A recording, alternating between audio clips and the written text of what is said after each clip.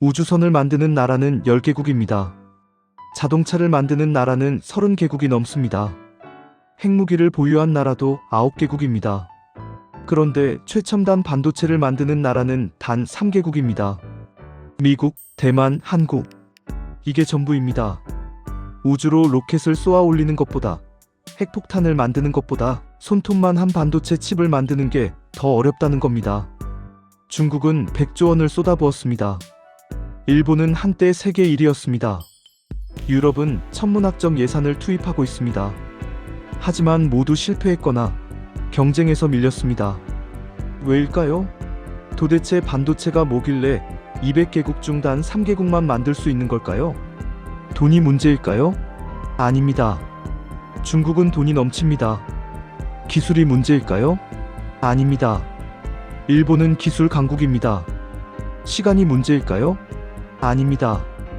유럽은 수십 년째 투자하고 있습니다. 진짜 문제는 이 모든 것을 동시에 버틸 수 있는 국가 체력입니다.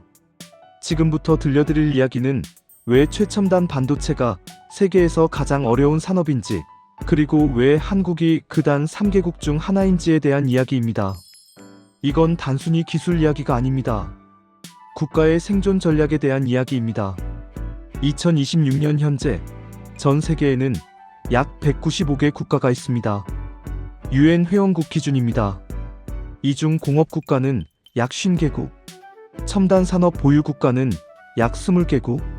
그런데 최첨단 반도체를 양산할 수 있는 나라는 단 3개국입니다. 미국, 대만, 한국. 여기서 최첨단 반도체란 7나노 이하 공정을 의미합니다. 나노는 10억분의 1m입니다. 머리카락 굵기가 약 10만 나노미터입니다. 7나노는 그 1만 4천분의 1입니다. 바이러스보다 작습니다. 원자 10개에서 20개를 일렬로 세운 크기입니다. 이 미세한 회로를 수십억 개의 실리콘 웨이퍼 위에 새겨 넣는 게 최첨단 반도체 제조입니다. 그리고 이걸 할 수 있는 나라가 전 세계에서 단 3개국뿐입니다. 중국은 어떨까요? 중국은 100조 원 이상을 반도체에 투자했습니다. 국가 반도체 펀드를 조성하고 SMIC라는 중국 최대의 반도체 기업에 천문학적 지원을 했습니다. 하지만 여전히 7나노 양산에 실패하고 있습니다. 일본은 1980년대 세계 1위였습니다. 도시바, 히타치, NEC 이들이 세계 메모리 시장의 80%를 장악했습니다. 하지만 지금은 10% 미만으로 추락했습니다. 최첨단 경쟁에서 완전히 밀려났습니다. 유럽은 독일, 프랑스, 네덜란드 등이 연합해서 반도체 투자를 늘리고 있습니다. 하지만 여전히 양산 능력은 없습니다. 설계는 하지만 생산은 대만과 한국에 맡깁니다. 왜일까요? 왜 우주선은 10개국이 만들고 자동차는 30개국이 만들지만 최첨단 반도체는 3개국뿐일까요? 우주 로켓을 만드는 게 더 어려워 보입니다.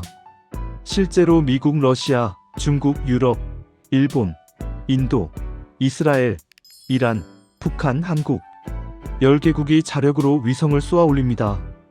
자동차는 미국, 독일, 일본, 한국, 중국, 프랑스, 이탈리아, 스웨덴, 영국, 인도, 말레이시아, 터키 30개국 이상이 자동차를 생산합니다. 핵무기는 미국, 러시아, 중국, 영국, 프랑스, 인도, 파키스탄, 이스라엘, 북한 9개국이 보유하고 있습니다. 그런데 반도체는 3개국. 이게 정상적인 상황일까요? 아닙니다. 이건 반도체 산업이 그만큼 미친 듯이 어렵다는 뜻입니다. 반도체 산업에는 5개의 거대한 벽이 있습니다. 이 5개를 모두 넘어야만 최첨단 반도체를 만들 수 있습니다. 하나라도 부족하면 실패합니다. 1. 자본의 벽. 공장 하나에 20조 원, 최첨단 반도체 공장 하나를 짓는데 20조 원이 듭니다. 삼성 평택 공장, TSMC 대만 3나노 공장이 이 정도 규모입니다. 20조 원이면 중소국가 1년 예산과 맞먹습니다. 아프리카 일부 국가는 GDP가 20조 원도 안 됩니다. 게다가 공장 하나로 끝이 아닙니다. 2에서 3년마다 새로운 공장을 지어야 합니다. 기술이 빠르게 발전하기 때문입니다. 5나노 공장 짓고 2년 후엔 3나노 공장 지어야 합니다. 돈이 끝없이 들어갑니다. 이 시간의 벽. 최소 5년 무수익 공장을 짓고 장비를 들여놓고 수율을 올리고 제품을 판매하기까지 최소 5년이 걸립니다. 그동안 수익은 제로입니다. 오히려 매달 수천억 원이 나갑니다. 5년간 적자를 감수해야 합니다. 보통 기업은 1년만 적자 나도 망합니다. 그런데 반도체는 5년을 버텨야 합니다. 이게 가능한 기업이 전 세계에 몇 개나 될까요? 3기술의 벽. 원자 10개의 크기 정밀 공정 7나노는 원자 10개에서 20개 크기입니다. 이 미세한 회로를 정확하게 새겨야 합니다. 1나노만 어긋나도 칩이 작동하지 않습니다. 웨이퍼 위에 수십억 개 회로를 새기는데 불량률이 10%를 넘으면 적자입니다. 이 정밀도를 달성하려면 수만 번의 시행착오가 필요합니다. 한국과 대만은 이 노하우를 30년간 쌓아왔습니다. 중국은 이제 시작입니다. 따라잡기 쉽지 않습니다. 사장비의 벽. EUV는 ASML 독점 7나노 이하를 만들려면 EUV 극자외선 노광 장비가 필수입니다. 이 장비를 만드는 회사는 전 세계에 단 한 곳, 네덜란드 ASML입니다. EUV 장비 한 대 가격은 3천억 원입니다. 그리고 ASML은 선택적으로 판매합니다. 중국에는 안 팝니다. 미국 압박 때문입니다. 장비 자체를 살 수 없으면 최첨단 반도체는 만들 수 없습니다. 5정부의 벽. 국가 총력전 산업 반도체는 민간 기업 혼자 할 수 있는 산업이 아닙니다. 정부가 전폭 지원해야 합니다. 세제 혜택, 토지 지원, 전력 공급, 인력 양성, 외교적 지원 모든 게 필요합니다. 미국은 칩스법으로 70조 원 지원합니다. 대만은 TSMC를 국가 전략 기업으로 보호합니다. 한국은 반도체 특별법으로 규제 완화와 지원을 합니다. 정부가 나서지 않으면 기업은 버티지 못합니다. 이 5벽을 모두 넘은 나라만 생존합니다. 미국, 대만, 한국. 이 세 나라만이 5개를 모두 넘었습니다. 많은 사람들이 착각합니다. 반도체는 돈과 시간만 투자하면 되는 거 아니야? 아닙니다. 국가 체력의 문제입니다. 불황 10년을 버틸 체력. 반도체는 초호황과 초불황을 반복합니다. 23년 호황, 23년 불황. 이게 계속 반복됩니다. 불황 때는 공장을 돌려도 적자입니다. 그래도 멈추면 안 됩니다. 공장을 멈추면 기술이 퇴보하고 엔지니어가 떠나고 회복이 불가능합니다. 그래서 불황에도 투자를 계속해야 합니다. 이게 가능하려면 국가 금융 시스템이 탄탄해야 합니다. 은행이 기업을 믿고 대출해줘야 하고 정부가 세제 혜택으로 버팀목을 제공해야 합니다. 수백조 투자를 감당할 능력. 삼성전자는 지난 10년간 반도체에 300조 원 이상 투자했습니다. SK하이닉스도 100조 원 이상입니다. 이런 천문학적 투자를 감당할 수 있는 기업이 세계에 몇 개나 될까요? 그리고 이 투자가 가능하려면 국가 경제가 안정적이어야 합니다. 환율이 급등락하면 안 되고 금융 위기가 터지면 안 되고 정치가 안정적이어야 합니다. 외교, 산업, 금융, 기술. 이 총동원 반도체는 모든 게 연결돼 있습니다. 외교, 미국과 협력해 EUV 장비 확보. 산업, 화학, 기계, 전기전, 산업동원. 금융, 수백조 원 자금 조달. 기술, 11만 엔지니어 양성. 하나라도 빠지면 무너집니다. 반도체는 기업 산업이 아니라 종합국력 산업입니다. 국가 전체가 뒷받침해야 가능합니다. 중국은 돈은 있지만 외교에서 막혔습니다. 일본은 기술은 있었지만 금융에서 무너졌습니다. 유럽은 모든 게 있지만 속도 지연에서 밀렸습니다. 한국, 미국, 대만은 모든 요소를 갖췄습니다. 그렇다면 실패한 나라들은 정확히 어디서 무너진 걸까요? 미국은 반도체를 발명한 나라입니다. 1947년 벨 연구소에서 트랜지스터를 발명했습니다. 1958년 텍사스 인스트루먼트가 직접 회로 IC를 만들었습니다. 인텔, AMD, 엔비디아, 퀄컴 세계 최고 반도체 설계 기업들이 모두 미국 기업입니다.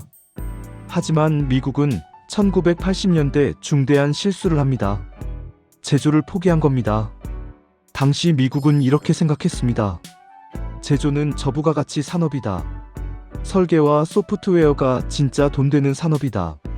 제조는 한국, 대만 같은 나라에 맡기자. 그래서 인텔 같은 기업들도 설계에 집중하고 생산은 외주를 주기 시작했습니다. TSMC, 삼성에 생산을 맡겼습니다. 결과는 미국 반도체 생산 비중이 1990년 37%에서 2020년 12%로 추락했습니다. 글로벌 반도체 생산의 88%가 아시아에서 이루어집니다.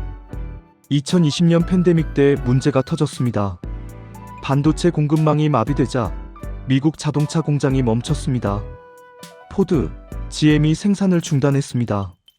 이유는 반도체가 없어서. 미국 정부는 충격을 받았습니다. 우리가 반도체를 발명했는데 우리가 반도체 부족으로 공장을 멈춘다고? 국가 안보 위기로 판단했습니다. 그래서 나온 게 칩스법입니다. 2022년 통과됐고 예산은 527억 달러 약 70조 원입니다. 미국 땅에 반도체 공장을 짓는 기업에게 보조금을 줍니다. TSMC, 삼성, 인텔 모두 미국에 공장을 짓고 있습니다. 하지만 쉽지 않습니다. 미국은 40년간 제조 인력을 키우지 않았습니다. 공장을 지어도 운영할 엔지니어가 부족합니다. TSMC 애리조나 공장은 인력 부족으로 가동이 지연되고 있습니다. 미국은 이제야 깨달았습니다. 반도체는 설계만으로는 안 된다는 걸. 생산 능력이 없으면 국가 전체가 흔들린다는 걸. 그렇다면 한때 세계 1위였던 일본은 왜 무너진 걸까요? 1980년대 일본은 세계 반도체 시장을 지배했습니다. 도시바, 히타치, NEC, 미쓰비시, 후지츠 이들이 DRAM 시장의 80%를 장악했습니다. 세계 10대 반도체 기업 중 6개가 일본 기업이었습니다. 미국은 위기감을 느꼈습니다. 일본이 반도체를 독점하면 미국 안보가 위험하다. 그래서 1986년 미일 반도체 협정을 강제했습니다. 협정 내용은 간단했습니다. 일본은 반도체 수출 가격을 올려라. 덤핑 금지. 미국 기업에게 시장을 내줘라. 일본은 거부할 수 없었습니다. 당시 일본은 미국 안보 우산 아래 있었으니까요. 일본 기업들은 수출 가격을 올렸고 경쟁력이 떨어졌습니다. 한국과 대만 기업들이 치고 올라왔습니다. 게다가 1990년 버블 붕괴가 터졌습니다. 일본 경제 전체가 무너졌습니다. 은행들이 쓰러졌고 기업들은 자금난에 시달렸습니다. 반도체 기업들도 투자를 중단했습니다. 삼성, SK하이닉스, TSMC는 불황에도 투자를 계속했습니다. 일본 기업들은 멈췄습니다. 그 결과 2000년대 들어 일본은 메모리 반도체 경쟁에서 완전히 탈락했습니다. 현재 일본 반도체 시장 점유율은 10% 미만입니다. 하지만 일본은 전략을 바꿨습니다. 정면 승부에서 밀리자 소재와 장비로 방향을 틀었습니다. 반도체 제조에 필요한 포토레지스트 시장의 90%를 일본이 장악했습니다. 실리콘 웨이퍼 시장의 60%도 일본입니다. 장비 부품 시장도 일본이 강합니다. 일본은 완제품 경쟁에서 졌지만 소재 장비 시장에서 살아남았습니다. 한국과 대만이 반도체를 만들려면 일본 소재를 사야 합니다. 일본은 여전히 반도체 생태계의 핵심 고리입니다. 그렇다면 100조 원을 쏟아부은 중국은 왜 실패한 걸까요? 중국은 국가 총력전으로 반도체에 달려들었습니다. 2014년 국가 집적회로 산업투자펀드를 조성했습니다. 1차 펀드 20조 원, 2차 펀드 30조 원, 지방정부 펀드까지 합치면 100조 원 이상입니다. 목표는 명확했습니다. 2025년까지 반도체 자금률 70% 달성.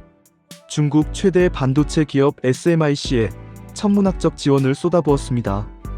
2020년 SMIC는 7나노 공정 돌파를 선언했습니다. 중국 언론은 환호했습니다. 중국이 드디어 선진국 대열에 합류했다. 하지만 실상은 달랐습니다. 하지만 세 가지 치명적 한계가 있었습니다. 1. EUV 장비 수입 불가. 7나노 이하를 만들려면 EUV 장비가 필수입니다. 하지만 네덜란드 ASML은 중국에 EUV를 팔지 않습니다. 미국 압박 때문입니다. 미국은 ASML에게 중국에 팔면 미국 시장 진입 금지라고 경고했습니다. SMIC는 구형 DUV 장비로 7나노를 만들려 했습니다. 기술적으로 가능은 합니다. 하지만 비효율적입니다. 시간이 오래 걸리고 불량률이 높습니다. 2. 수율 50% 미만 반도체 제조에서 수율이 핵심입니다. 수율이란 정상 작동하는 칩의 비율입니다. TSMC의 5나노 공정 수율은 90% 이상입니다. 삼성도 비슷합니다. SMIC의 7나노 수율은 50% 미만입니다. 웨이퍼 100장 만들면 절반은 버려야 합니다. 이러면 원가가 폭등합니다. 3. 원가 3배. TSMC가 7나노 칩 하나를 100달러에 만들면 SMIC는 300달러에 만듭니다. 경쟁이 안 됩니다. 중국 정부가 보조금을 줘서 가격을 낮추지만 한계가 있습니다. 게다가 미국은 수출 통제를 강화하고 있습니다. 중국산 7나노 칩을 쓴 제품은 미국 수출이 제한됩니다. 글로벌 기업들은 중국 칩을 안 씁니다. 리스크가 큽니다. 중국은 100조 원을 쏟아부었지만 여전히 7나노 상용화에 실패하고 있습니다. 돈으로 살 수 없는 게 3가지 있습니다. 30년간 쌓인 노하우와 장비, ASML EUV 신뢰, 글로벌 공급망 참여. 중국은 이 3가지를 아직 확보하지 못했습니다. 그렇다면 한국과 대만은 무엇이 달랐을까요? 1980년대 한국은 반도체 후발주자였습니다. 일본이 80% 점유율로 시장을 지배하고 있었습니다. 미국도 강했습니다. 한국은 기술도 자본도 경험도 부족했습니다. 하지만 한국은 역발상 전략을 택했습니다. 1986년 세계의 반도체 대불황이 왔습니다. 디램 가격이 폭락했습니다. 미국과 일본 기업들은 투자를 중단했습니다. 지금은 돈 벌 때가 아니다. 투자 줄이고 버티자. 그런데 삼성은 정반대 결정을 내렸습니다. 이건희 회장은 불황일 때 투자하라고 지시했습니다.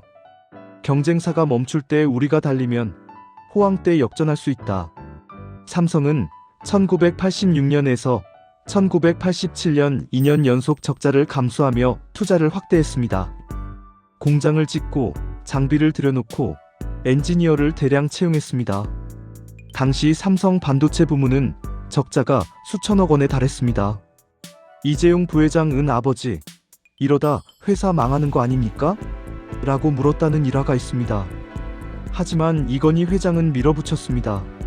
지금 멈추면 영원히 기회가 없다. 1988년 불황이 끝나고 호황이 왔습니다. 디램 가격이 급등했습니다. 미국, 일본 기업들은 생산 능력이 부족했습니다. 투자를 안 했으니까요. 그런데 삼성은 생산 능력이 넘쳐났습니다. 2년간 미친 듯이 투자했으니까요. 삼성은 폭발적으로 물량을 쏟아냈고 1992년 세계 1위에 올랐습니다. 일본을 제쳤습니다. SK 하이닉스도 비슷한 전략을 썼습니다. 불황에 투자하고 호황에 수확합니다. 이게 한국식 반도체 전략입니다. 현재 한국은 메모리 반도체 시장 점유율 70%를 차지합니다. 삼성과 SK 하이닉스 합치면 압도적 1위입니다. 11만 엔지니어의 공정 노하우. 한국 반도체 산업의 진짜 자산은 엔지니어입니다. 삼성 6만 명, SK 하이닉스 3만 명, 협력사 2만 명, 총 11만 명의 엔지니어가 24시간 공장을 돌립니다. 이들은 30년간 쌓인 노하우를 가지고 있습니다. 불량률 줄이는 법, 수율 올리는 법, 공정 최적화하는 법, 이건 책에 없는 지식입니다. 현장에서만 배울 수 있습니다. 중국이 100조 원 쏟아부어도 못 따라잡는 이유가 여기 있습니다. 돈으로 살 수 없는 노하우입니다. 한국은 불황에도 멈추지 않았습니다. 그 덕분에 세계 1위가 됐습니다. 그렇다면 대만은 어떻게 성공한 걸까요? 대만은 한국과 완전히 다른 길을 택했습니다. 한국은 메모리에 집중했습니다. 대만은 파운드리를 선택했습니다. 파운드리란 위탁 생산입니다. 설계는 다른 회사가 하고 생산만 전문으로 합니다. 애플이 칩을 설계하면 TSMC가 만들어줍니다. 엔비디아가 설계하면 TSMC가 만들어줍니다. 1987년 모리스 창이 TSMC를 창업했습니다. 당시 세상에는 파운드리라는 개념이 없었습니다. 모두 종합 반도체 기업이었습니다. 인텔, 삼성, 도시바, 설계부터 생산까지 다 했습니다. 모리스 창은 생각했습니다. 설계와 생산을 분리하면 어떨까? 설계 전문 기업은 설계만 하고 우리는 생산만 하면? 이게 파운드리 모델의 시작이었습니다. 초기엔 반응이 시큰둥했습니다. 생산만 한다고? 그럼 뭘로 돈 벌어? 하지만 시간이 지나자 혁명적 모델임이 드러났습니다. 설계와 생산 분리의 혁명에 설계 전문 기업들이 등장하기 시작했습니다. 팹리스 기업들입니다.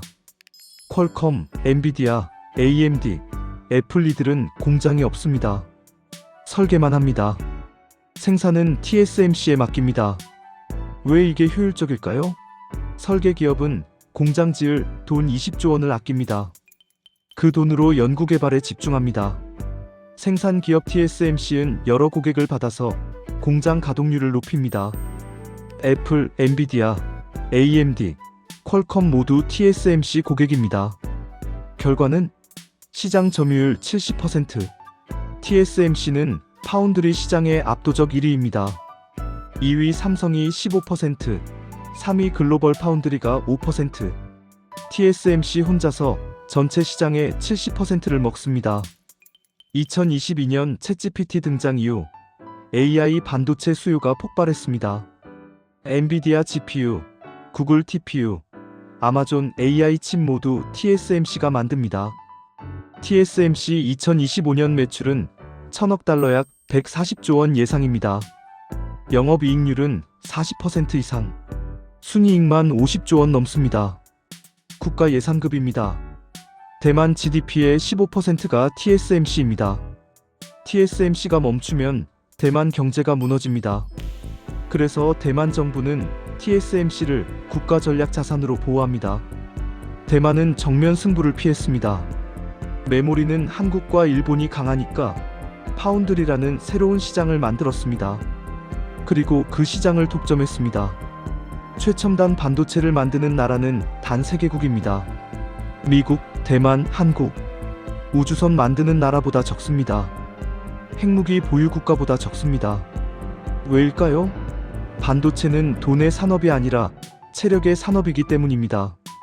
자본, 시간, 기술, 장비, 정부 지원 5개의 벽을 모두 넘어야 합니다. 중국은 돈은 있었지만 장비에서 막혔습니다. 일본은 기술은 있었지만 금융 위기로 무너졌습니다. 미국은 모든 게 있었지만 제조를 포기했습니다. 한국은 속도로 승부했습니다. 불황에도 투자하고 30년간 노하우를 쌓았습니다. 대만은 구조로 승부했습니다. 파운드리라는 새로운 시장을 만들어 독점했습니다. 미국, 대만, 한국, 세 나라는 서로 의존하는 삼각축입니다. 미국은 설계, 대만은 첨단 생산, 한국은 메모리. 셋 중 하나라도 멈추면 세계 경제가 마비됩니다. 스마트폰, 자동차, AI, 데이터 센터 모든 게 반도체 없이는 작동하지 않습니다. 그리고 그 반도체를 만드는 나라는 단 3개국뿐입니다. 최첨단 반도체는 기술이 아니라 국가 체력과 전략이 만드는 산업입니다. 한국이 그 3개국 중 하나라는 사실. 이건 단순히 산업 성공이 아닙니다. 국가 생존 전략의 승리입니다. 여러분의 생각은 어떤가요? 댓글로 남겨주세요. 구독과 좋아요, 알림 설정은 영상을 만드는데 큰 힘이 됩니다.